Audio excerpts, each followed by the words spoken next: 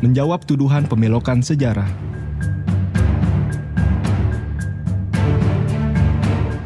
Jagadmaya dihebohkan dengan isu pembelokan sejarah kemerdekaan Indonesia yang katanya dilakukan oleh Sadah Alauiyin, keturunan Hadramaut, Yaman. Tersebarnya luas informasi ini mengejutkan masyarakat dan tidak sedikit yang terpengaruh dengan informasi yang disebarkan dan terhasut proyek operasi adu domba ini. Lalu benarkah seluruh tuduhan tersebut? Video ini akan menjawab seluruh pertanyaan terkait sejarah dan tuduhan pemalsuan sejarah oleh Alauiyin lengkap dengan referensi footnote di bagian bawah layar Anda, sehingga Anda dapat melakukan konfirmasi atas kebenaran seluruh informasi di dalamnya.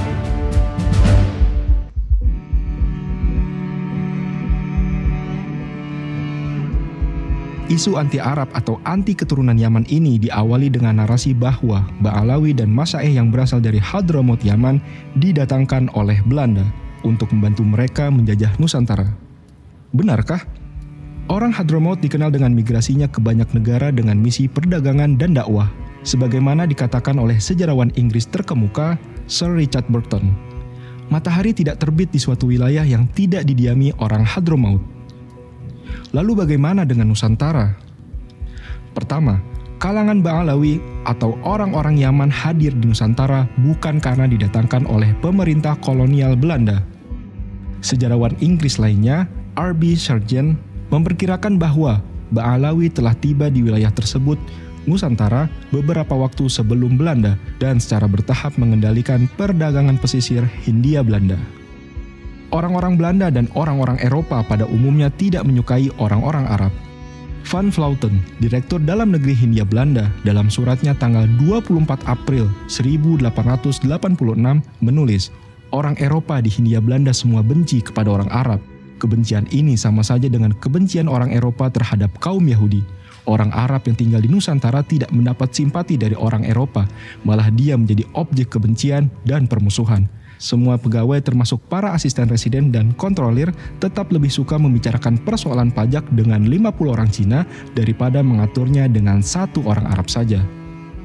Van den Berg, yang melakukan penelitian tentang orang-orang Hadramaut di Hindia Belanda pada akhir abad ke-19, menulis dalam salah satu suratnya kepada Gubernur Jenderal Hindia Belanda bahwa banyak orang Eropa takut berlebih-lebihan terhadap semua orang yang memakai serban atau yang melaksanakan dengan taat ibadah agamanya. Rasa takut ini sering dipupuk oleh tulisan kuasi ilmiah dalam surat kabar dan majalah populer oleh para keturunan Arab. Snoek Horgorne menambahkan, sehingga Belanda berusaha memperketat dan membatasi ruang gerak mereka. Dalam pemberitaan Snoek Horgorne, ia mengatakan, seandainya undang-undang kita tidak membatasi ruang gerak orang Hadramaut itu, migrasi mereka ke Hindia pasti lebih banyak daripada sekarang.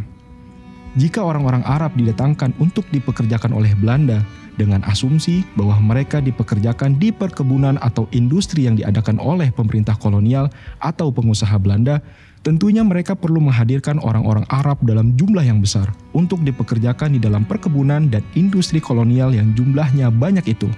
Terlebih lagi jika memang betul orang-orang Belanda tidak mau mempekerjakan masyarakat pribumi. Masalahnya, hal semacam ini tidak disebutkan di sumber-sumber sejarah yang ada dan tidak pernah didiskusikan pula oleh para akademisi. Hendaknya mereka yang membuat klaim semacam ini menghadirkan bukti dan menunjukkan sumber-sumber yang terpercaya tentang hal ini. Adapun pekerjaan di pemerintahan hampir sepenuhnya dihindari oleh orang Arab. Van den Berg misalnya menulis, di Pulau Jawa saya hanya mengenal 2 pegawai pemerintah yang berasal dari Arab, yaitu Bupati Magelang dan Patih Brebes. Keluarga Bupati Cianjur meskipun berasal dari Arab, sudah menjadi orang Jawa sehingga tidak mempunyai perasaan seperti orang Arab pada umumnya. Raffles menyebutkan dalam The History of Java bahwa di antara orang Arab banyak pedagang, tetapi mayoritas adalah ulama. Lalu apakah kita hendak mengatakan bahwa seluruh pegawai pemerintah kaum pribumi sebagai antek Belanda?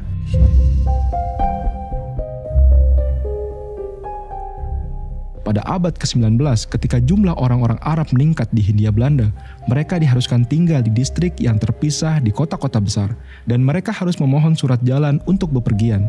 Kebijakan ini dikenal sebagai Weekendstelsel dan Passenstelsel. Mereka biasanya tidak diizinkan atau dipersulit untuk pergi ke kawasan pedesaan yang menjadi pemukiman utama masyarakat pribumi. Mereka tidak menghendaki masyarakat Arab bercampur dengan masyarakat pribumi. Kalaupun ada pengaruh yang mungkin diberikan oleh orang-orang Arab terhadap penduduk pribumi, hal itu umumnya dalam bentuk yang tidak disukai oleh Belanda. Karena itulah pada tahun 1904, Snoeck-Horgogne menulis, "Hendaknya jangan dikira bahwa pembatasan pusat perdagangan dan beberapa kota dengan kampung yang khusus dapat menghalangi segala keburukan. Justru di tempat-tempat itulah ditemukan orang pribumi biasa yang lebih terpelajar berasal dari segala daerah. Dan dari situlah pengaruh Arab lebih berbisa pada kalangan luas daripada keadaan lain. Andaikan belum ada orang Arab yang bermukim di Nusantara ini, maka menjadi kewajiban pemerintah untuk menolak mereka." Benarkah statement bahwa Ba'alawi tidak pernah ikut berjuang di dalam kemerdekaan?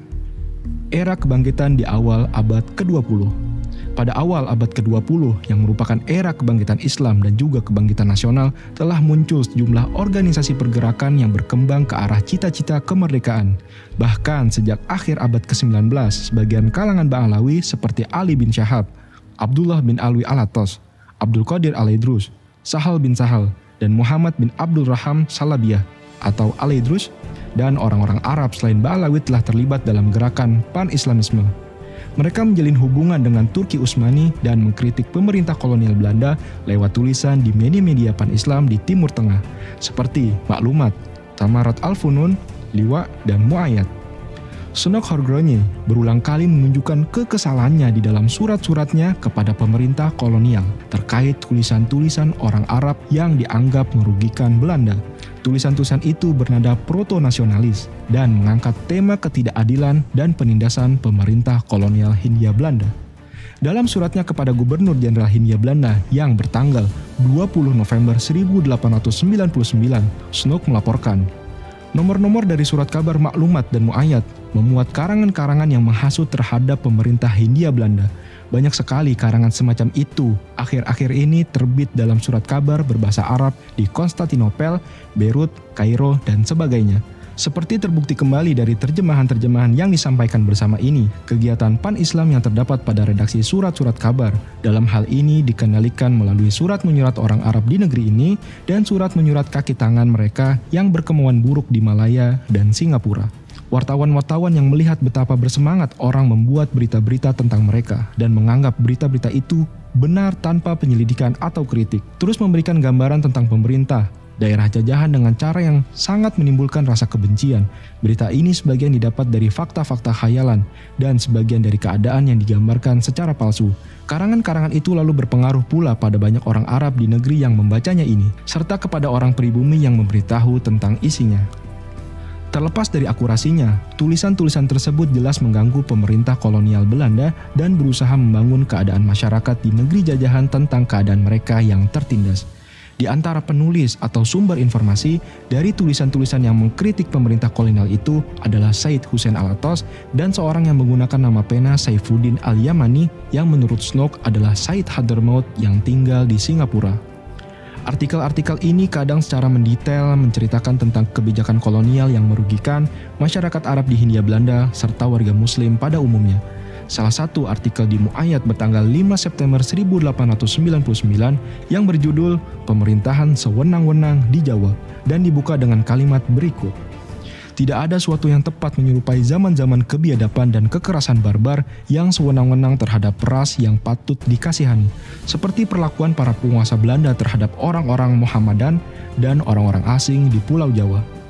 Tokoh-tokoh Ba'alawi dan orang-orang Arab selain Ba'alawi atau Masyaikh mendirikan organisasi Islam modern pertama di Indonesia, yaitu Jamiat Khair pada tahun 1901. Jamiat Khair mendirikan sekolah Islam modern pada tahun 1906.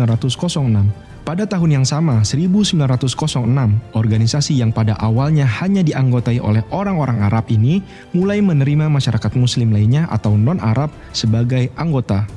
Tokoh-tokoh besar perjuangan bangsa seperti Hos Cokro Aminoto dan pendiri Muhammadiyah K. Haji Ahmad Dahlan kemudian menjadi anggota Jamiat Khair. Bukan hanya itu, tokoh-tokoh Jamiat Khair banyak berperan di awal terbentuknya Sarekat Islam yang merupakan alat perjuangan di era pra-kemerdekaan. Rapat-rapat Sarekat Islam kadang diadakan di kantor Jamiat Khair di Batavia atau organisasi rekannya di Surabaya. Orang-orang Arab memainkan peranan penting sebagai penasihat. pembimbing keagamaan, serta penopang keuangan sepanjang tahun-tahun awal Syarikat Islam. Pramudia Anantatur di dalam Sang Pemula menganggap bahwa penggunaan nama Budi Utomo mendapat pengaruh dari nama Jamiat Khair. Sementara Haji Agus Salim, sebagaimana dikutip oleh Robert Van Niel, menyebutkan bahwa banyak anggota Budi Utomo dan Syarikat Islam yang sebelumnya merupakan anggota Jamiat Khair. Korver dalam bukunya, Syarikat Islam, menyebutkan bahwa dalam salah satu rapat Syarikat Islam di Batavia pada tahun 1913, Ketua Jamiat Khair dengan berapi-api menyampaikan uraian tentang pendidikan dan kemajuan, yang di dalamnya sekolah-sekolah Jamiat Khair disebutkan sebagai contoh. Pada bulan Juni 1916, Kongres Syarikat Islam di Bandung menetapkan sebuah komite mendirikan sekolah guru. Untuk rencana itu akan dihimpun dana sebesar 80.000 gulden dalam waktu 3 tahun. Yang ditunjuk sebagai ketua komite tersebut adalah Abdullah bin Alwi Alatos, dan yang menjadi wakil ketua adalah sang pahlawan besar bangsa, Hos Cokro Aminoto. Abdullah bin Alwi Alatos bukan orang asing di Syarikat Islam. Ia tercatat sebagai penasehat Syarikat Islam Batavia pada tahun-tahun sebelumnya. Banyak Ba'alawi lainnya yang terlibat di dalam Syarikat Islam, di antaranya Said Hasan bin Sumaid, yang merupakan salah satu petinggi Syarikat Islam di Surabaya, dan juga Ketua Komite Hilal Ahmar di Hindia Belanda, yang mana Cokro Aminoto menjadi wakilnya dalam komite ini, bertujuan membantu para korban perang di Turki. Dalam utusan Hindia tanggal 7 Maret 1916, disebutkan tentang Said Abu Bakar, Presiden Syarikat Islam Lasem atau Rembang, yang menjadi tamu dalam pertemuan Syarikat Islam Kudus dan berbicara pada kesempatan itu dalam bahasa Jawa. Pada hari berikutnya, 8 Maret 1916, utusan Hindia memberitakan tentang wafatnya Said Ali bin Abdurrahman bin Syahab di Makassar dan menyebutkan bahwa beliau ada bagian juga di dalam kemajuannya Syarikat Islam di Makassar. Dan pada satu waktu beliau sudah angkat bicara di dalam Verdagring Syarikat Islam Makassar, pidato yang mana disetujui benar-benar oleh Tuan Cokro Aminoto lantaran dari elok dan pentingnya. Lalu ada petisi Sutarjo, petisi yang berisi mengenai permohonan kepada pemerintah Belanda agar Hindia Belanda mendapat hak otonomi untuk menjalankan pemerintahan secara mandiri. Petisi Sutarjo merupakan salah satu peristiwa penting di era kebangkitan nasional, diajukan di Foxrat pada tahun 1936. Petisi ini disampaikan oleh Sutarjo bersama beberapa rekannya di Foxrat, yaitu Ratu Lenji, Kasimo, Datu Tumanggung, Kokwationg, dan Alatos. Yang disebut terakhir ini adalah Abdullah bin Salim Alatos, ayah dari Ali Alatos yang nantinya menjabat sebagai Menteri Luar Negeri Indonesia selama beberapa periode. Termasuk sang pelukis legendaris yang wafat di tahun 1880, Raden Saleh. Beliau memiliki nama asli Saleh Syarif Bustaman bin Husin bin Yahya. Lukisan-lukisan indahnya menjadi saksi yang menggambarkan kondisi penjajahan pada saat itu. Keluarga keturunannya kini pun turut tercatat dan memiliki buku nasab sebagai keluarga besar Robitoh Alawiyah.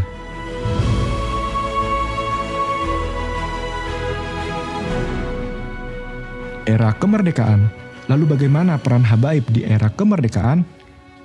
Jangan pernah mengatakan Alawiyin keturunan Yaman tidak turut berperan dalam kemerdekaan hingga engkau mengenal sosok Muhammad Asad Shahab. 15 hari pasca kemerdekaan Republik Indonesia, tepatnya tanggal 2 September 1945, Arabian Press Board atau APB resmi didirikan atas ide dari Muhammad Asad Shahab bersama kakaknya Zia Shahab dan Hussein Al-Habsyi. Wartawan, sejarawan, serta penulis ternama Solihin Salam yang menulis lebih dari 64 buku biografi tokoh nasional mengatakan, sesudah diproklamasikan kemerdekaan Indonesia pada 17 Agustus 1945 oleh Soekarno dan Hatta, praktis kita belum memiliki media massa yang mendukung proklamasi kemerdekaan dan ikut mempertahankan kedaulatan negara Republik Indonesia.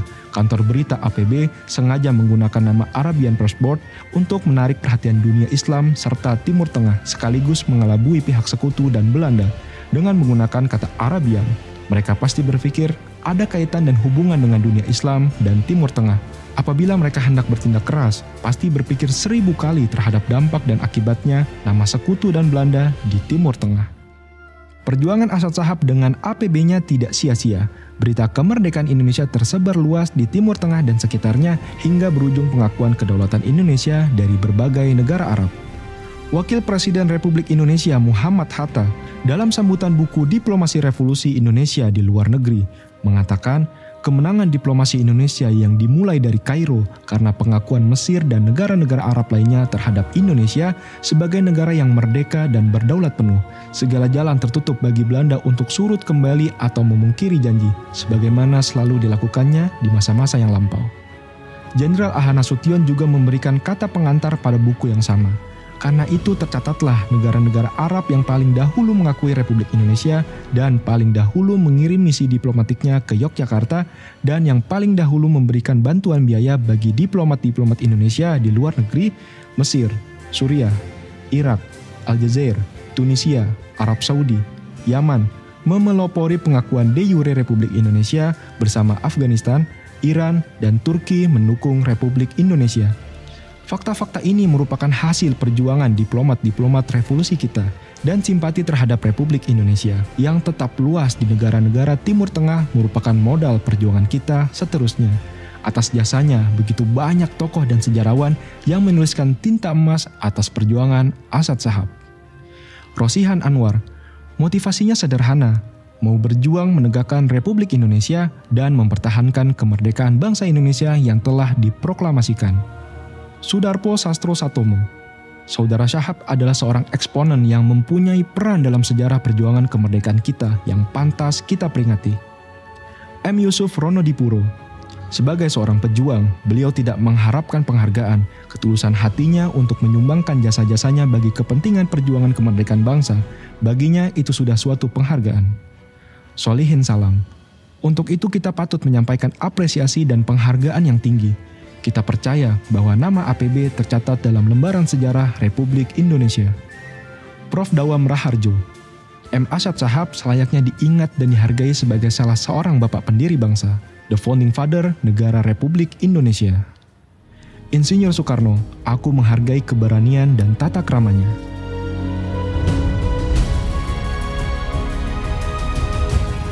Perkenalkan sosok Hussein Mutahar, sosok ajudan kepercayaan Insinyur Soekarno. Hussein Mutahar merupakan sosok penting terkait dengan kemerdekaan. Sebagaimana ditulis oleh media Kompas, Hussein Mutahar bernama asli Habib Muhammad bin Hussein Al-Mutahar, merupakan seorang pejuang kemerdekaan. Ia tidak hanya dikenal masyarakat Indonesia sebagai komponis, melainkan juga Bapak Paskibraka Indonesia. Beliau berkarir di Angkatan Laut Republik Indonesia dan di awal kemerdekaan menjalani tugas sebagai Sekretaris Panglima Angkatan Laut Muhammad Nazir. Beliau diajak menyertainya bertemu Presiden Soekarno di Yogyakarta. Tak lama setelah pertempuran 5 hari di Semarang, Jawa Tengah Oktober 1945, Bung Karno kemudian mengambilnya sebagai ajudan dan menaikkan pangkatnya menjadi mayor. Pada 19 Desember 1948, Belanda melancarkan agresinya yang kedua. Presiden, wakil presiden, dan beberapa pejabat tinggi Indonesia akhirnya ditawan Belanda. Namun ketika Gedung Agung Yogyakarta yang dijadikan istana presiden dikepung oleh Belanda, Soekarno sempat memanggil Hussein Mutahar. Dalam pertemuannya dengan Mutahar, ada hal penting yang disampaikan oleh Soekarno seperti yang dituturkan oleh Cindy Adam. Apa yang terjadi terhadap diriku? Aku sendiri tidak tahu. Dengan ini, aku memberikan tugas kepadamu pribadi. Dalam keadaan apapun juga, aku memerintahkan kepadamu untuk menjaga bendera kita dengan nyawamu. Ini tidak boleh jatuh ke tangan musuh. Di satu waktu, jika Tuhan mengizinkannya, engkau mengembalikannya kepadaku sendiri, dan tidak kepada siapapun kecuali kepada orang yang menggantikanku sekiranya umurku pendek. Andai kata engkau gugur dalam menyelamatkan bendera ini, percayakanlah tugasmu kepada orang lain, dan dia harus menyerahkan ke tanganku sendiri sebagaimana engkau mengerjakannya. Bagaimana mungkin mempertanyakan nasionalisme Ba'alawi ketika lirik Hari Merdeka yang dikarang oleh Hussein Mutahar justru berkata, sekali merdeka, tetap merdeka, selama hayat masih dikandung badan. Kita tetap sedia mempertahankan Indonesia. Kita tetap sedia membela negara kita.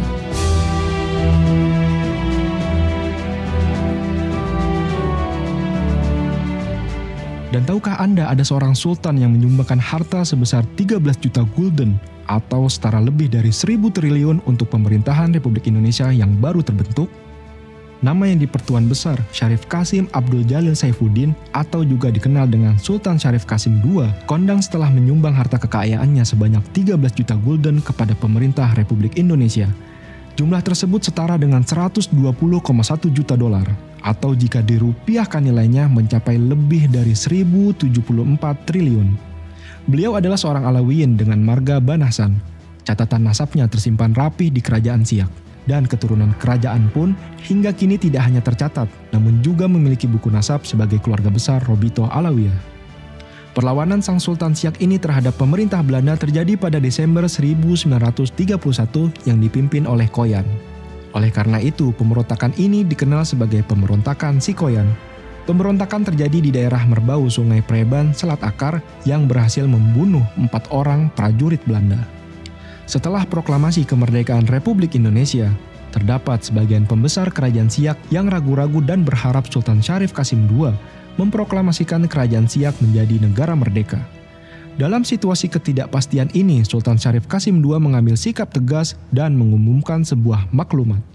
Di saat yang maha penting ini, bukanlah masanya kita memikirkan untuk kepentingan diri sendiri, melainkan untuk kepentingan tanah air Indonesia Raya. Oleh sebab itu, dengan hati yang suci bersih, saya sudi meletakkan hak dan kekuasaan saya dengan sepenuhnya merdeka. Atas jasa-jasanya bagi Indonesia, Sultan Syarif Qasim II pun dinobatkan sebagai pahlawan nasional Republik Indonesia berdasarkan Kepres nomor 109 tahun 1998.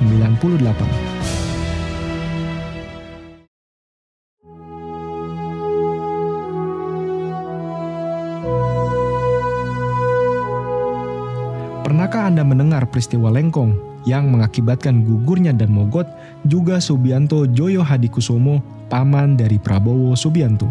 Peristiwa Lengkong yang mengakibatkan gugurnya 34 taruna Akademi Militer Tangerang itu terjadi pada tanggal 25 Januari 1946. Termasuk salah satu pahlawan Lengkong yang gugur adalah keluarga Alawiyin bernama Said Muhammad Al-Haddad. Bagaimana mungkin beliau dituduh sebagai antek penjajah, menyakiti hati keluarga para pahlawan dengan mengatakan, buktinya kagak ada satupun keluarga mereka masuk dalam syuhada Indonesia. Coba, tapi urut dari Ubaidillah sampai namamu, ada tidak yang mati di medan perang?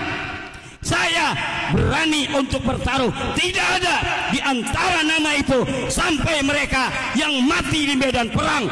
Narasi kebencian seperti ini seharusnya tidak terjadi, karena monumen Lengkong hanya berjarak sekitar 1 jam dari rumah penuduh tersebut. Lalu bagaimana dengan Sultan Hamid Al-Qadri? Adakah yang membantah beliau sebagai perancang lambang negara? Proklamator Muhammad Hatta menceritakan dalam Bung Hatta Menjawab. Patut pula ditambahkan sebagai catatan bahwa lambang dengan tulisan yang mempunyai arti yang demikian mendalam itu dipadukan menjadi seperti sekarang ini dengan melalui sayembara waktu Republik Indonesia Serikat dulu dan dilaksanakan oleh Menteri Priyono. Banyak gambar yang masuk waktu itu, tetapi yang terbaik akhirnya ada 2 buah, satu dari Muhammad Yamin dan yang satu lagi dari Sultan Hamid. Yang diterima oleh pemerintah dan DPR adalah dari Sultan Hamid, yakni seperti sekarang ini. Adapun dari Muhammad Yamin ditolak, karena di sana ada gambar sinar-sinar matahari dan menampakkan sedikit banyak disengaja atau tidak pengaruh Jepang. Saya berpendapat bahwa apa yang ada sekarang itu, seperti uraian saya tadi, sudah tepat dan bernilai abadi bagi kehidupan negara dan bangsa Indonesia. Memang benar bahwa terdapat ide Bung Karno untuk merevisi jambul juga kaki sang Garuda, Sultan Hamid II dalam transkripnya kepada Solihin Salam, 15 April 1967. Saya meminta bantuan Rul Junior untuk membuat sketsa dari lambang negara yang saya buat dengan membawa potret lukisan lambang negara yang dilukis oleh Dullah. Karena lukisan Dullah yang gambar rancangannya semula cengkraman kakinya menghadap ke belakang telah diserahkan kepada Kementerian Penerangan Republik Indonesia Serikat yang ketika itu masih berada di Yogyakarta.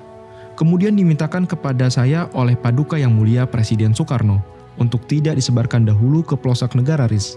Setelah itu, sketsa transkrip atau outwork yang dilukis oleh Rul Junior, saya ajukan kembali ke Paduka Yang Mulia Presiden Soekarno. Ternyata beliau langsung mendisposisi sebagai wapen negara.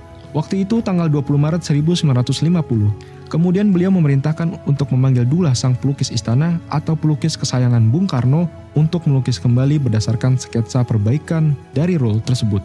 Walaupun ketika itu kita harus merugi beberapa ribu rupiah lagi untuk membayar pelukis Dullah. Tidak benar jika dikatakan usulan Sultan Hamid diubah seluruhnya. namun hanya jambul dan kakinya saja. Hal senada juga dikatakan oleh salah satu murid Dullah, Heri Sujarwanto. Setelah mengalami beberapa kali perbaikan, akhirnya pada 20 Maret 1950, Bung Karno mengirimkan disposisi persetujuan pada Sultan Hamid II. Isinya, Yang Mulia Sultan Hamid Menteri Negara. Menurut pendapat saya, lukisan rule ini membuat lambang negara kita lebih kuat. Maka untuk itu saya tetapkan bahwa on-warp rule inilah yang harus dipakai. Lebih baik kita rugi beberapa ribu rupiah daripada mempunyai lambang negara yang kurang sempurna. Saya harap Yang Mulia mengambil tindakan seperlunya, confirm kehendak saya. Merdeka. Dengan demikian, kita mendapati salah seorang Ba'alawi mengambil peranan penting sebagai perancang lambang negara, Garuda Pancasila. Lalu bagaimana dengan tuduhan Sultan Hamid sebagai seorang pengkhianat bangsa? Tuduhan ini diawali dari sejarah pengangkatan pangkat Sultan Hamid oleh Kerajaan Belanda di tahun 1947. Jadi bagaimana saya mau bersepakat untuk mengangkat dia sebagai pahlawan nasional? Ya nggak mungkin kan. Masa ada orang yang naik pangkat pada saat bangsanya sendiri sedang dikerjain oleh lawannya. Yang menaikkan pangkat lawan lagi. Lawannya kan. Pengkhianat kok mau diberikan pahlawan tertinggi. Astagfirullahaladzim. Benarkah tuduhan pengkhianat? Mari kembali mengingat perundingan Linggarjati pada 11 sampai 13 November 1946. Perundingan antara pemerintah Republik Indonesia dan Belanda menyepakati beberapa poin. Pertama, pengakuan Belanda secara de facto atas eksistensi negara Republik Indonesia yang meliputi Sumatera, Jawa, dan Madura. Kedua, Republik Indonesia dan Belanda akan bekerja sama dalam membentuk negara Indonesia Serikat, yang salah satu negara bagiannya adalah Republik Indonesia. Ketiga, Republik Indonesia Serikat dan Belanda akan membentuk Uni Indonesia Belanda dengan Ratu Belanda selaku ketuanya. Hasil perjanjian saat itu, Indonesia belum termasuk Kalimantan, Sulawesi, Bali, dan lainnya. Sedangkan justru disepakati Republik Indonesia dan Belanda bekerja sama dalam membentuk negara Indonesia Serikat. Maka di mana letak pengkhianatan Sultan Hamid yang berasal dari Kalimantan itu? Dengan munculnya penolakan atas hasil perjanjian Linggarjati atas gagasan dari inisiatif anak Agung Gede Agung yang ingin menghilangkan kesan keberadaan negara-negara bagian semata merupakan ide Belanda. Pada 7 Juli 1948 dibentuklah BFO. Menurut Sultan Hamid, pembentukan wadah bernama BFO juga berangkat dari keprihatinan atas konflik Republik Indonesia dan Belanda yang tidak segera terlihat ada titik temu. Setelah dibentuk BFO, Sultan Hamid tidak lagi terkait dengan Belanda dan telah menjadi subjek yang berdiri sendiri bersama BFO-nya. Muhammad Iskandar, sejarawan Universitas Indonesia, mengatakan, di buku-buku pelajaran disebutkan bahwa BFO adalah kaki tangan Belanda. Padahal mereka ingin juga mendirikan Indonesia. Adnan Buyung Nasution, advokat senior dalam kata pengantar buku Sejarah yang Hilang, mengatakan Lay Riza dan Mahendra Petrus banyak memberikan informasi baru tentang peran BFO sebagai kekuatan ketiga. Hal ini sejalan dengan tidak adanya pergerakan untuk membentuk pemerintah negara baru oleh BFO. Ternyata pendapat banyak ahli tentang BFO selama ini salah, dan saya bisa membuktikan kesalahan itu demi kebenaran sejarah. Tulis Lay Riza yang dikutip Adnan Buyung.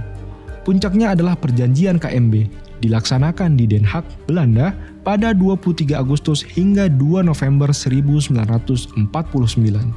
Beberapa delegasi pemerintah Indonesia dan Belanda mengisi konferensi ini, yaitu delegasi dari pemerintah Indonesia adalah Muhammad Hatta, delegasi Belanda dipimpin oleh Marsieven, serta delegasi BFO yang merupakan konsolidasi dari negara-negara bagian diwakilkan oleh Sultan Hamid II. Dengan puncaknya, Belanda menyerahkan kedaulatan penuh kepada Republik Indonesia Serikat, ditandatangani oleh ketiga pihak. Jika Sultan Hamid berkhianat dan mendukung Belanda, tentu Bung Hatta yang turut berada di konferensi tersebut adalah orang yang paling berhak menyematkan gelar pengkhianat. Saya tidak pernah mendengar. Saya akrab dalam usia saya yang sangat muda, bergaul dengan TB Simatupang, bergaul dengan Aha Nasution, bergaul dengan Mr. Muhammad Rom. Saya juga berjumpa dengan Pak Hatta. bergaul erat dengan Pak Nasid, mendengar dari mereka kata-kata yang negatif terhadap Sultan Hamid. Tidak pernah, never. Saya nggak pernah dengar. Saya baru dengar sekarang Sultan Hamid dibilang pengkhianat oleh orang yang baru diberanakin kemarin sore. Putri Bung Hatta, Mutia Faridah Hatta mengatakan, saya belum pernah mendengar Bung Hatta menyebut Sultan Hamid II sebagai pengkhianat sampai beliau wafat. Ujarnya, sebuah pertanyaan logis sederhana, bagaimana mungkin seorang yang pada tahun 1947 berkhianat lalu diterima oleh para pendiri bangsa dalam tugas maha penting, yakni sebagai perancang lambang negara pada tahun 1949. Mengapa tidak ada satupun para pendiri bangsa yang menolak rancangan Sultan Hamid II dengan alasan pengkhianat, sebagaimana penolakan saudara kami, Anhar Gonggong, atas gelar pahlawan nasional? Saya tidak minta mendesak itu tim yang dipimpin Anhar Gonggong itu supaya meralat pendapatnya. Kan nggak enak juga orang suruh meralat pendapatnya. Atau mereka yang sudah bilang Sultan Hamid pengkhianat, kan disuruh melarat kagak enak ya kan? Malu juga lah, ya kan, malu ya kan? Itu kan malu, itu kan hak asasi manusia, kita harus hormati. Tapi yang saya inginkan, walaupun Anda tidak mengucapkan kebenaran yang saya sampaikan sekarang, dalam hati sudah cukup. Janganlah lanjutkan bicara itu lagi tentang Sultan Hamid.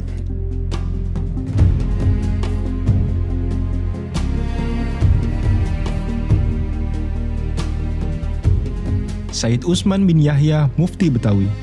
Sosok Habib Utsman bin Yahya akhir-akhir ini seringkali digambarkan sebagai antek Belanda dan sosok ulama yang tidak mendukung perjuangan kemerdekaan. Benarkah tuduhan ini? Said Utsman hidup di era ketika perjuangan nasionalis ke arah kemerdekaan dapat dikatakan belum muncul dan berkembang. Bagi Said Utsman sendiri, perjuangan yang beliau lakukan terutama adalah perjuangan keilmuan. Terlepas dari kedekatan beliau dengan pemerintah Hindia Belanda, beliau memainkan peran penting dalam jaringan keilmuan Islam.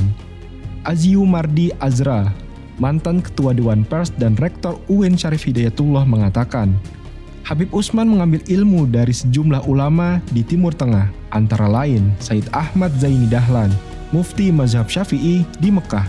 Sepulangnya ke Batavia, ia mengajar di Masjid Pekojan atas sokongan Syekh Abdul Ghani Bima. Beberapa muridnya seperti Said Ali Al-Habsyi Kuitang dan Guru Mukni di kemudian hari menjadi ulama penting di Batavia atau Jakarta. Profesor Dr. M. Din Majid, Guru Besar Sejarah UIN Syarif Hidayatullah Jakarta mengatakan, bagi Said Utsman, berjuang tak hanya melalui tindakan atau orasi keagamaan belaka. Yang terpenting adalah bagaimana mengabdikan keluasan ilmunya dalam deret demi deret kata bagi generasi masa depan. Selama masa hidupnya, beliau telah menulis 144 judul tulisan.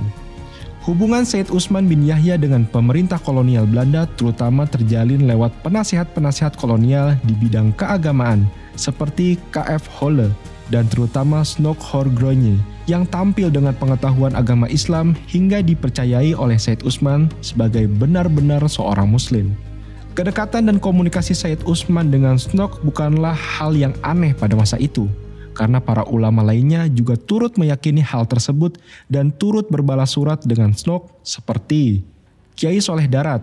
Beliau adalah guru dari Hadatus Syekh Hasyim Asy'ari, pendiri Nadlatul Ulama, dan sekaligus guru dari Kiai Haji Ahmad Dahlan, pendiri Muhammadiyah. Memiliki hubungan baik dengan Snok yang dianggap oleh beliau memberikan harapan akan kebaikan bagi umat Islam. Pada surat balasan Kiai Soleh Darat kepada Snok, beliau mengatakan, "Dan Tuan, wahai saudara saya, tidaklah samar jika Tuan adalah saudara saya di dunia dan akhirat. Kami berharap dari kebaikan Tuan untuk berbuat kebaikan untuk perkara umat muslim. Salam untuk seluruh para saudara dari yang hina, Muhammad Soleh bin Umar, Kampung Darat, Semarang."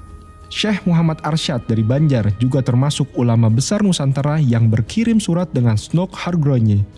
Dalam suratnya, Syekh Muhammad Arsyad Al-Banjari berharap Snok dapat membantu memutuskan permasalahan Ta'adud Al-Jum'ah. Ia menulis, "Maka hamba harap beribu-ribu kalau ada nugraha Tuan akan risalah putusan dari Tuan supaya akan terjalin betul. Karena ini perkara jika sekiranya ada belas kasihan Tuhan mengawani akan putusan Tuhan, niscaya akan terjalan juga, yaitu hamba harap akan Tuhan menguatkan yang ini masjid tiada harus berbilang. Sosok selanjutnya adalah Syekh Arsyad bin Alwan Al-Bantani.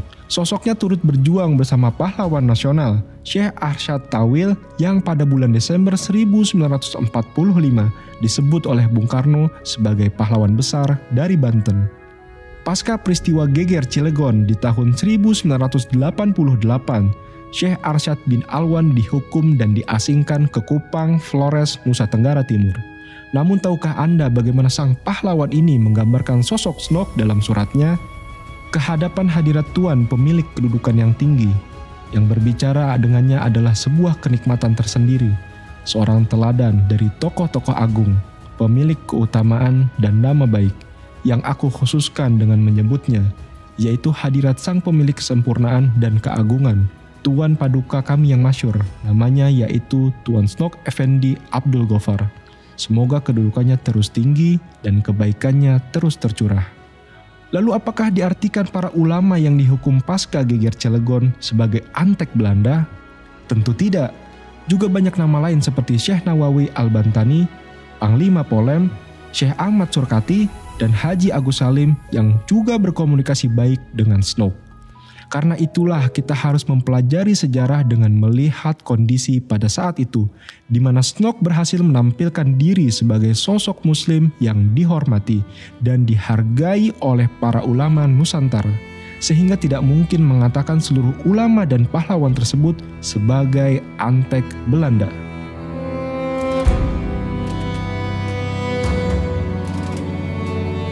Ahmad Athoillah mengatakan, dalam peranannya, Said Usman memiliki dua konsep pemikiran, yaitu pertama, pandangan interaksi sosial di mana seorang muslim tetap dapat hidup berdampingan, saling menghormati dengan non-muslim dengan damai, asalkan terjamin kebebasan dalam pelaksanaan menjalankan ibadah keagamaan. Konsep kedua adalah pandangan struktural sosial tentang sikap hidup dan beribadah di bawah rezim kolonial dengan tetap menghormati dan mematuhi peraturan-peraturan kolonial yang tidak melanggar syariat Islam. Secara jujur, Said Usman memandang bahwa kekuasaan non-muslim terhadap umat Islam adalah keburukan yang tak terelakkan bagi umat Islam. Tetapi ia menolak setiap bentuk perlawanan umat Islam terhadap kolonial, dan dirinya tidak pernah akan dapat dibujuk oleh pemerintah kolonial untuk memberi konsesi-konsesi yang berlawanan dengan Islam. Said Usman memiliki ijtihadnya sendiri terkait bagaimana berstrategi dakwah di masa kolonial, karena pada masa itu pemerintah kolonial memiliki ketakutan yang berlebihan terhadap Islam yang akhirnya menyebabkan tekanan pemerintah yang kuat terhadap keagamaan umat Islam. Dengan dasar inilah Said Usman melakukan hubungan kerjasama dalam bentuk menghormati sesama manusia seperti yang dilakukannya dengan non-muslim, termasuk pemerintah kolonial. Usulan dan permintaan Said Usman seringkali diterima oleh pemerintah kolonial. Ia berusaha menjamin kerjasama antara masyarakat dan pemerintah selama syarat tidak mencampuri urusan agama. Karya dan jasa beliau menghasilkan munculnya Stadsblad van Nederlands-Indië nomor 152, Pristeraden, tahun 1882, maka disimpulkan bahwa setiap keputusan terhadap masalah di pengadilan agama harus diputuskan melalui hukum Islam dengan tidak ada campur tangan dari para bupati atau regen atau pejabat lainnya. M. Nopal mengatakan, sikap akomodatif Said Usman terhadap kebijakan pemerintah Hindia Belanda, terutama dalam masalah politik, juga dilakukan dalam kapasitasnya sebagai mufti dan ulama yang berkewajiban menjaga keselamatan masyarakat dari ghurur atau tipu daya. Karena itu, dalam banyak karyanya, Said Usman selalu mengajarkan masyarakat untuk berlaku baik terhadap pemerintah dan mengharapkan pemerintah tidak mencampuri urusan agama. Fokus beliau adalah pendidikan umat dan implementasi syariat Islam di masyarakat. Namun ijtihad dan strategi beliau ini bukannya tanpa kritik terhadap pandangan sebagian Ba'alawi dan orang Arab lainnya di pan-Islamisme yang memiliki strategi berbeda. Said Usman kemudian sering mendapat kritik tertulis dari orang Arab melalui sindiran-sindiran di majalah pan-Islamisme. Benarkah Mufti Betawi menentang jihad kemerdekaan dan tidak mendukung perjuangan? Adapun kritiknya terhadap jihad pemberontakan petani di Banten pada tahun 1888 yang digerakkan oleh para anggota tarekat, perlu diketahui status beliau sebagai mufti adalah berusaha mengukur dengan terpenuhi atau tidaknya syarat-syarat jihad tersebut. Dalam hal ini beliau menilai geger Cilegon tidak terpenuhi syarat jihadnya secara fikih. Tentu hal ini menghadirkan perbedaan pendapat, sebagaimana perlawanan di Cilegon tersebut juga dipandang sebagai perlawanan heroik dalam sejarah bangsa. Namun Said Usman memiliki pandangan dan caranya sendiri dalam mendukung perjuangan. Ia mendukung seluruh upaya mencerdaskan bangsa dan membuka wawasan masyarakat. Beliau mendukung penuh pembentukan Jamiat Khair dengan mengatakan kepada para pendirinya, bahwasanya saudara kami para pendiri Jamiat Khair telah membuat suatu perbuatan yang sebaik-baiknya perbuatan yang untuk memperbaiki keadaan, dan ini bentuk wujud kepedulian mereka dalam mengembangkan dan menghasilkan ilmu-ilmu syariat Nabi Muhammad SAW dengan membangun madrasah yang bernama Jamiatul Khair.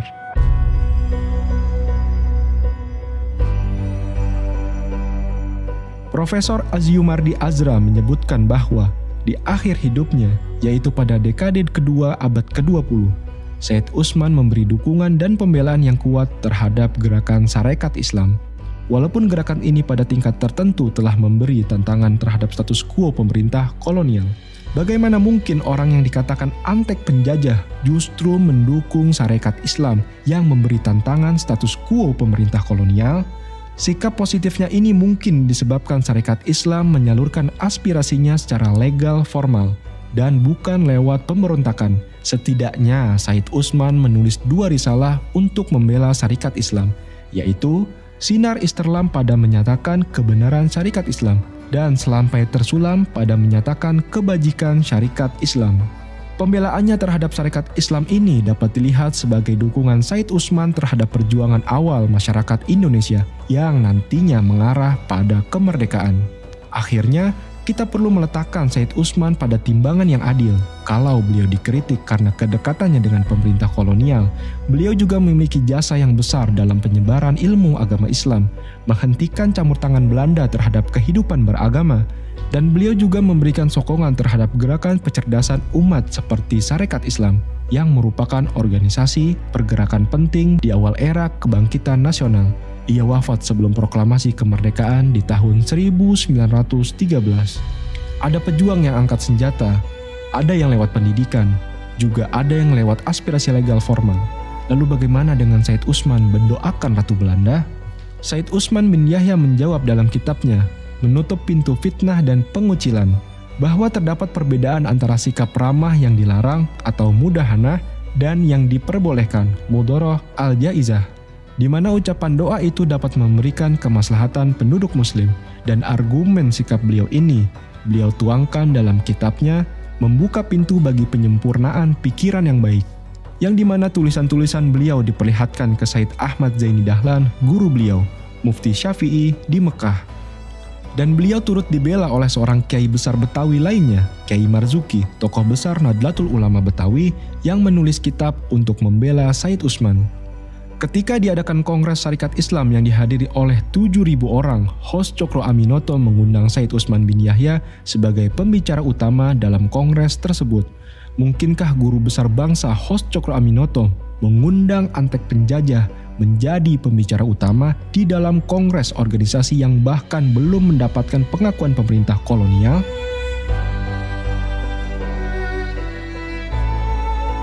Peran Habib Ali Kuitang dan Said Idrus Al-Jufri pada hari kemerdekaan.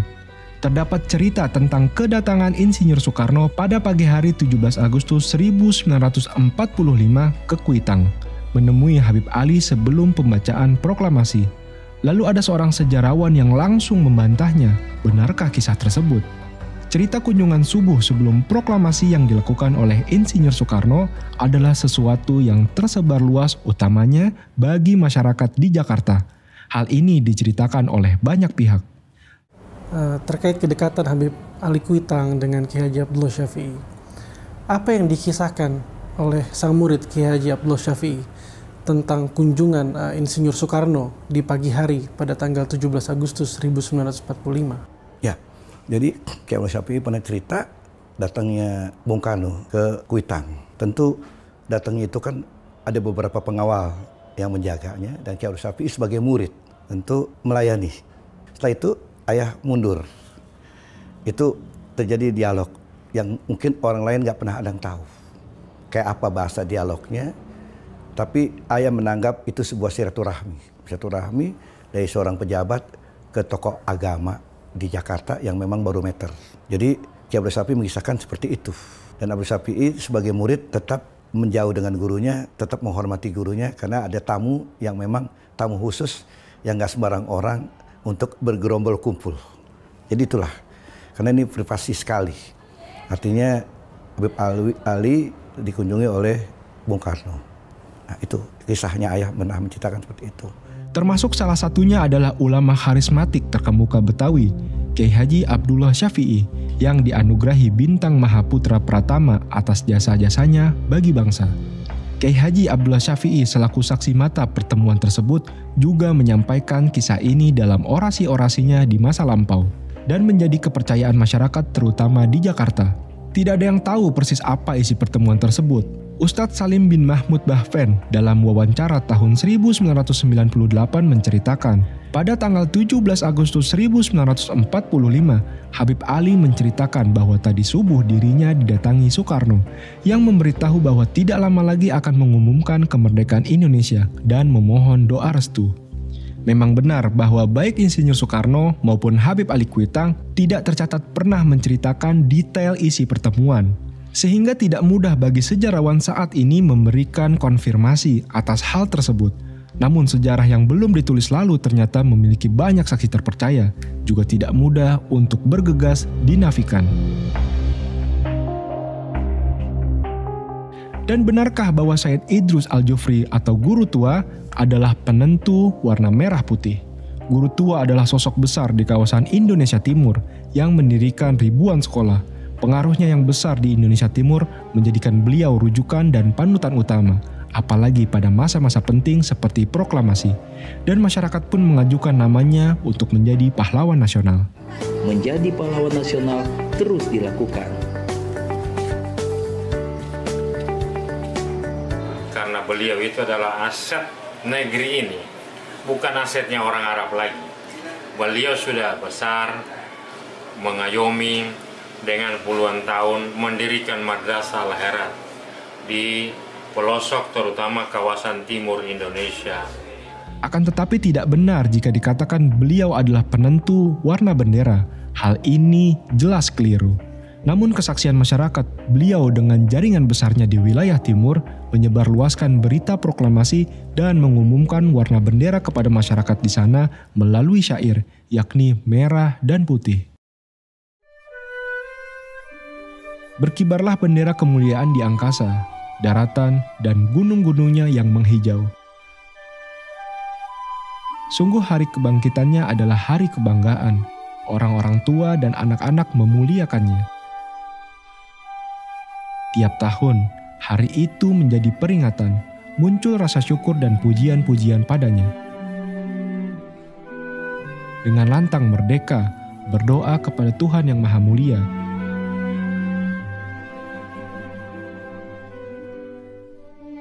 karena cita-cita telah tercapai dan hilanglah segala masalah.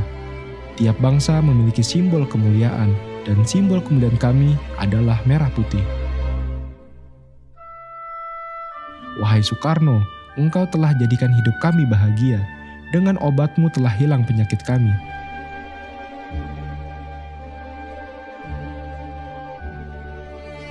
Wahai Presiden yang penuh berkah, untuk kami hari ini, engkau laksana obat bagi masyarakat.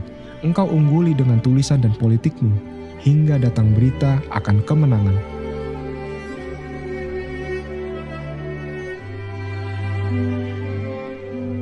Tidak peduli jiwa dan keturunan mereka korbankan demi tanah air, alangkah indah penebusan itu. Tampillah dengan bergandengan tangan menuju kemuliaan. 70 juta rakyat dan para pemimpin akan bersamamu. Pasti kau dapati kepercayaan dari rakyat. Mereka akan patuh akan ucapan para pemimpin. Makmurlah negeri ini dengan pembangunan mental dan spiritual. Buktikan pada rakyat akan kemampuanmu. Semoga Allah senantiasa membantu kekuasaanmu dan mencegahmu dari semua kejahatan yang dirancang para musuh. Syair inilah yang disampaikan Said Idrus Al-Jufri kepada segenap murid-muridnya dan masyarakat di Indonesia Timur untuk membangkitkan semangat nasionalisme, karena syair inilah beliau disalah tafsirkan sebagai penentu warna bendera, dan karena syair inilah orang-orang ceroboh menertawakan sosok besar ini. Imam Bonjol. Isu Ba'alawisasi Imam Bonjol ini diawali dengan viralnya video Profesor Quraish Shihab dan Najwa Shihab yang menyebut Imam Bonjol bermarga bin Syahab. Di Indonesia ini alangkah banyaknya orang-orang yang boleh jadi tidak dikenal sebagai keturunan Nabi, tapi dia keturunan Nabi. Lebih dikenal sebagai raden, raja, dan sebagainya. Imam Bonjol? Imam Bonjol. Iya, Imam Bonjol itu namanya Abdullah Syahab. Syihab itu. Syihab ya, Imam Bonjol. Ya kan? Tapi tidak menonjol. Tidak menonjol sebagai Habib, sebagai keturunan. Sebagai pahlawan nasional. Iya. Namun tidak berarti Prof. Quraish dan Najwa Shihab hendak memba'alawisasi Imam Bonjol, karena memang tercatat dalam sejarah nama asli dari Imam Bonjol adalah Muhammad Syahab. Akan tetapi, Robitoh Alawiyah tidak memiliki catatan nasab maupun data terkait Imam Bonjol. Robitoh tidak pernah mengumumkan Imam Bonjol sebagai Ba'alawi, tidak punya data untuk mengakui, sekaligus tidak punya data untuk menafikan. Akhiran marga Syahab pada nama beliaulah yang melahirkan berbagai interpretasi. Seperti dikutip kumparan.com, almarhum Kyai Ali Maksum, yaitu sesepuh Nahdlatul Ulama, menjelaskan bahwa Imam Bonjol bukanlah dari Fam bin Syahab, namun tetap saja ia disebut masih termasuk Ahlul Bait Ba'alawi dari marga Azmat Khan. Jadi sama sekali tidak ada upaya Ba'alawisasi pahlawan nasional, termasuk Imam Bonjol yang dilakukan oleh Robitoh Alawiyah. Benarkah petinggi PKI, Partai Komunis Indonesia, keturunan Ba'alawi? Hoaks dan pembelokan sejarah ini dilakukan tanpa dasar data sama sekali. Kominfo telah mengumumkan status hoaks dari isu ini. Banyak media mainstream juga telah membahas tentang informasi keliru ini. Klarifikasi lebih jelas diperoleh dari Perkumpulan Marga Aidit di Indonesia. Mengutip Republika, Habib Alwi selaku Ketua Perkumpulan Marga Aidit menjelaskan Aidit yang disandang pentolan PKI itu tak terkait dengan marga Aidit. Habib Alwi pun membantah klaim Ilham yang menyebut kaitannya dengan keturunan Rasulullah Shallallahu Alaihi Wasallam. Tidak benar itu, namanya tidak ada di daftar buku silsilah, kata Habib Alwi menegaskan. Lalu Muso dikatakan Ba'alawi bermarga Al-Munawar. Penelusuran kami tidak menemukan satupun data dan bukti terkait hal ini. Fitnah dan pembelokan sejarah ini sudah disebarkan ke seluruh masyarakat secara tidak bertanggung jawab. Seperti dilansir pada laman Liputan 6, Muso atau Munawar Muso atau Paul Musote merupakan tokoh komunis Indonesia yang memimpin PKI pada era 1920-an. Namanya sering dikaitkan dengan peristiwa Madiun 1948. Ada yang menyebut jika tokoh PKI kelahiran Kediri 1897 ini merupakan anak dari seorang pegawai kantoran bernama Mas Martorejo. Namun fakta lain terungkap bahwa ternyata Muso adalah anak dari seorang kiai besar di Kecamatan Pagu, Kediri, Jawa Timur, yakni Kiai Haji Hasan Muhyi alias Rono Wijoyo. Tentu mereka yang telah memba'alawisasi PKI ini telah membelokkan sejarah. Bahkan dua nama anggota PKI bermarga Barakbah dijadikan alasan untuk framing Habaib sebagai dalang PKI. Pada saat itu PKI adalah suatu kekuatan besar yang berhasil meyakinkan sebagai masyarakat akan ideologinya. Bahkan pada pemilu 1955 mendapatkan jumlah suara 6.179.914. Lantas apakah dua orang yang terpengaruh PKI ini mewakili ratusan ribu Ba'alawi lainnya yang justru keras menentang PKI? Sebagaimana perseteruan PKI dengan M. Asyad Syahab?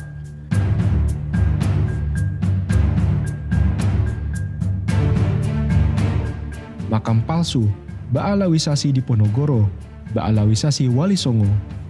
Kita harus jernih dalam menilai perkara ini. Pertama, jika ada makam yang diba'alawikan namun faktanya nama tersebut tidak tercatat di Robitoh Alawiyah, maka hal itu justru sangat merugikan Robitoh Alawiyah.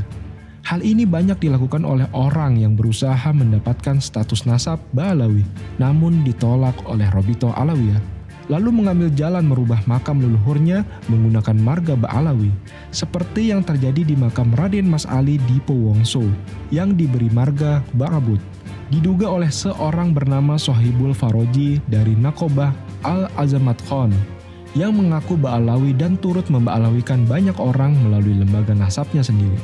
Serta diduga ada banyak makam-makam dan tokoh yang diba'alawikan oleh orang ini dan teman-temannya. Pertanyaan terakhir ini, karena belum saya mendengarkan itu Raden Mas Ali di Powongso dalam Sayyid Ali Ba'abud Khas. Itu berarti kan Habib. Iya, itu yang memberi nama Habib itu siapa? Saya mendapatkan data dari Sohibul Faroji, Robito Fatimiyah Jakarta. Dari Robito Fatimiyah Jakarta. Tahu berapa? Ya, 5 tahun lebih. Jadi, nama saya Habib Umar Alatos bin Rahmat Alatos bin Ahmad Rahmat Alatos bin Hasan Alatos bin Asmaraga Alatos. Nah, ini beliau ini baru makam dari Habib Asmaraga Alatos. Beliau ini artinya itu nincit anak ini yang dari Asmaraga. Nah, ini Asmaraga ini makamnya di sini. Nah, ini tepatnya di Desa Barisan di makam umum di Singkil, makam Singkil. Nah, ini setelah itu diselusuri dari diteliti dan ditasih sama lembaga Ashraf Azamat Khan wa Ahlul Bait Al-Alami Arya Wangsakara. Arya Wangsakara yang barusan dikukuhkan oleh Presiden Jokowi sebagai pahlawan nasional. Bahkan ba'alawisasi leluhur ini dilakukan oleh para penuduh itu sendiri. Sebagaimana kerabat dari saudara kami, Roma Irama, yang mengaku keturunan Raden Arya Wangsakara, juga diduga dahulu kerap kali mengumumkan datuknya sebagai Ba'alawi. Beliau bernama Nur Fadil alias Mogi, sebagaimana video berikut. Ini adalah nasabnya Wangsakara ke atas dan inilah putra-putra beliau. Putra-putri beliau ada 7. Dan beliau ternyata adalah keturunan Rasulullah SAW. Jadi ada Arya Wangsakara aliasnya juga bernama Syarif Hasan Asmat Khan Al-Husaini alias Pangeran Wiraraja II bin Sedatuk Isa bin Syekh Ali Abdul Qadir bin Abdullah Asmat Khan bin Abdul Malik Asmat Khan bin Alwi Abdul Faqih bin Muhammad Said Mirbat bin Ali Kholi Kosam bin Alwi bin Muhammad bin Alwi bin Ubaidillah bin Ahmad Al-Muhajir bin Isa Al-Rumi bin Umar An-Nakib bin Ali Uraidi.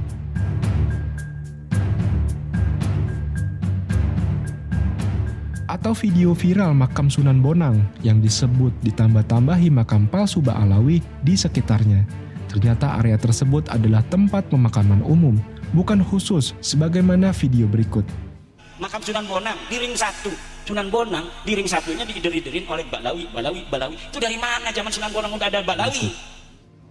Dekat selama dibilang palsu. Jadi itu maksudnya itu lisan bukan habaib terus nanti ditulis habaib, itu ada enggak seperti itu? Enggak ada. Ya semua apa adanya situ. Asalnya apa itu ya ditulis itu. Jadi misalkan Umar ya Umar, Habib siapa ya tetap situ. Pemakaman umum. Ya umum, jadi ya umum, sifatnya umum. Perihal nasab Wali Songo yang tersambung ke Azmat Khan Ba'alawi bukanlah berasal dari Robito Alawiyah. Namun hal tersebut sesuai dengan manuskrip-manuskrip yang dimiliki Kesultanan. Sebagaimana disampaikan oleh Kang Farihin, pustakawan Kesultanan Kanoman Cirebon. Kemudian di tahun 1720, Pangeran Arya Charbon, anak Sultan Kasepuhan pertama, itu menuliskan lagi di naskah Purwakaca Rubanagari. Itu silsilah Sunan Gunung Jati sampai ke Rasulullah.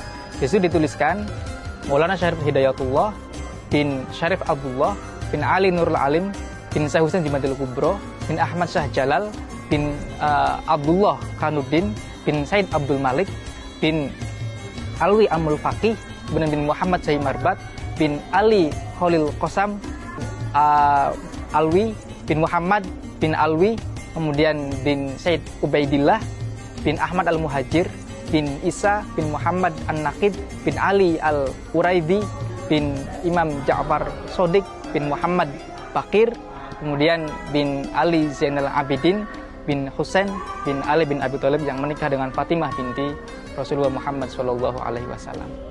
Itu ada catatan itu di Negara Kertabumi, tulisan Pangeran Wangsakerta, dan Purwaka Carubanagari, tulisan Pangeran Arya Carbon. Itu tertulis jelas seperti itu. Juga apa yang disampaikan Kiai Haji Said Akil Siraj berikut, bahwa Sunan Gunung Jati keturunan Ba'alawi. Putranya Prabu Siliwangi adalah perempuan, namanya siapa namanya? Rara Santang atau Syarifah Mudaim. Siapa namanya? Nanti dinikah oleh Habib datang dari India, namanya Sayyid Abdullah Azmat Khan. Udah nggak usah dibahas Habib bener apa udah usah. Habib Azmat Khan nikah dengan Syarifah Mudaim. Jadi nanti punya putra namanya Syekh Syarif Hidayatullah atau Sunan Gunung Jati. Juga banyak pengakuan lainnya dari berbagai pihak. Lalu bagaimana dengan makam KRT Sumo Diningrat yang viral diubah namanya? Robito Alawiyah sama sekali tidak memiliki catatan nasab KRT Sumo Diningrat. Perubahan nama makam tersebut tidak mungkin merubah pendirian Robito Alawiyah atas belum atau tidak tersedianya data untuk mengisbat. Termasuk makam Pangeran Diponegoro, Robito Alawiyah tidak memiliki data apapun terkait nasab beliau, apalagi disambungkan ke Ba'alawi. Kami berharap pemerintah segera menunjuk pihak otoritatif yang berwenang untuk melakukan penelitian juga penyidikan terhadap seluruh kasus perubahan nama makam tersebut, siapapun pelakunya, serta melakukan tindakan hukum jika ditemukan pelanggaran sehingga tidak terjadi hal-hal yang merugikan Ba'alawi di kemudian hari.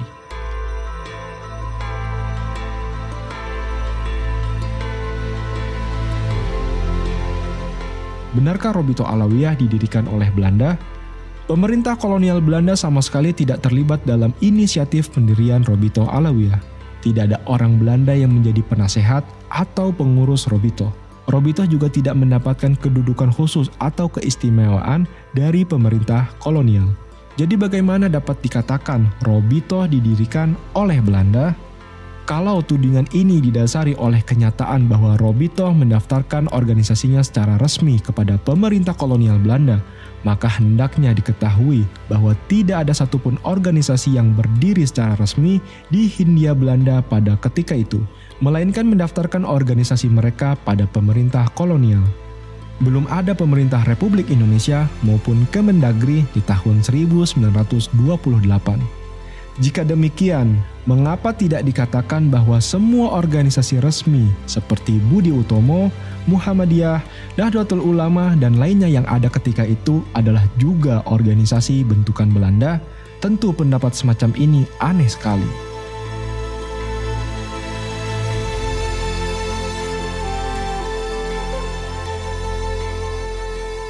Pendaftaran organisasi ke pemerintah hanyalah persoalan legal formal semata. Hal itu tidak bermakna pemerintah ikut campur dalam urusan internal atau berada di belakang sepak terjang organisasi tersebut. Hubungan Robito Alawiyah dengan pemerintah Turki Utsmani, Jong Islamiten Bond atau JIB, dan Sarekat Islam terjalin dengan baik. Para pendiri Robito Alawiyah aktif dalam memberikan bantuan kemanusiaan bagi korban perang di Balkan, Libya, dan Palestina, serta korban bencana di Indonesia melalui organisasi Bulan Sabit Merah. Berita di majalah Robito tentang kedatangan host Cokro Aminoto di kantor Robito meminta sokongan Robito untuk menerbitkan buku Sirah Nabi yang beliau tulis, dan Robito setuju untuk membantu penerbitannya setelah naskah tersebut dibaca dan disetujui oleh Said Alwi bin Thohir Al-Haddad. Apakah mungkin tokoh seperti Cokro Aminoto rela mendapat sokongan dari Robito sekiranya organisasi ini merupakan bentukan Belanda dan bekerja untuk kepentingan Belanda? Jong Islamiten Bond atau JIB mengirimkan ucapan bela sungkawa saat mendengar kabar wafatnya Muhammad bin Sahab, ketua Robito Alawiyah, pada bulan Oktober 1930. Ketika JIB mengadakan muktamar pada tanggal 25 Desember 1930, pendiri Robito Alawiyah Habib Alwi bin Thohir Al-Haddad ikut diundang untuk memberikan ceramah pada pembukaan kegiatan tersebut. Apa mungkin organisasi seperti Jong Islamiten Bond, di mana Haji Agus Salim ikut menjadi pembinanya, mau berhubungan dengan Robito jika dianggap antek Belanda? Bahkan memuji ketuanya yang pertama dan mengundang tokoh Robito ceramah di pembukaan muktabar JIB.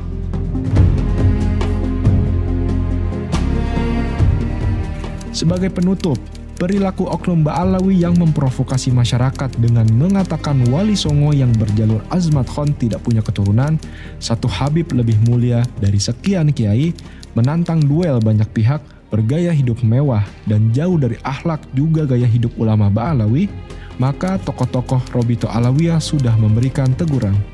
Menjawab segala syubhatnya dengan tegas lewat video resmi Humas DPP Robito Alawiyah, dan Robito tidak memiliki hak apapun untuk menghukum seseorang, di samping yang bersangkutan bukanlah pengurus organisasi dan tidak pernah terlibat dalam kegiatan organisasi. Robito Alawiyah juga wajib menghormati hukum yang berlaku dalam kapasitasnya. Robito Alawiyah tidak pernah ikut campur, terlibat, maupun memberikan bantuan hukum kepada sang oknum selama ia terkena kasus hukum.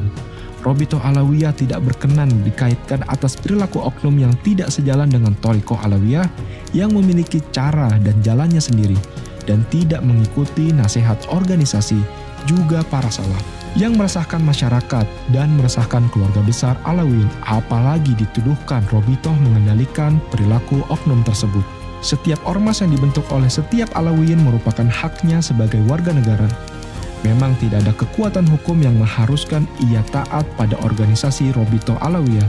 Setiap Alawiyin bebas bergabung dengan ormas manapun yang ia senangi. Dalam perspektif hukum dan status warga negara, Robito akan terus berfokus pada dakwah Al-Ba'alawi, pendidikan dan kegiatan sosial yang sesuai dengan ajaran Al-Quran, As-Sunnah, juga Salafus Saleh. Telah tiba seruan dari Robito Alawiyah, saatnya bersatu. 77 tahun merdeka. Di mana kita sekarang?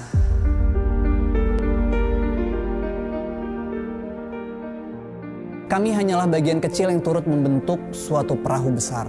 Perahu itu bernama Indonesia. Negeri ini mencapai kemerdekaan lewat keberanian dan pengorbanan. Semboyan merdeka atau mati seakan menjadi cambuk menuju mimpi persatuan kesejahteraan. Lihatlah perahu besar ini sekarang. Kemana perahu besar ini menuju? Sebuah perahu hanya bisa bertahan jika seluruh komponen menyatu, rapat menutup keranggangan. Ini adalah sebuah pesan dari kami yang kecil. Saatnya bersatu. Saatnya bersatu. Saatnya mendengar untuk memahami, bukan untuk membantah. Saatnya menerima perbedaan, tidak memaksakan keseragaman. Saatnya topang menopang menghadapi ombak yang meninggi. Saatnya memperhalus lisan dan tulisan, mencontohkan budi pekerti yang baik. Selamatkan karakter bangsa menghadapi ujian kontestasi kekuasaan yang hanya sementara. Saatnya bertanggung jawab, berpikir matang sebelum bertindak. Perilaku kita berdampak besar bagi generasi penerus bangsa. Jika kau ingin melihat masa depan suatu bangsa, maka lihatlah kondisi pemuda mereka saat ini.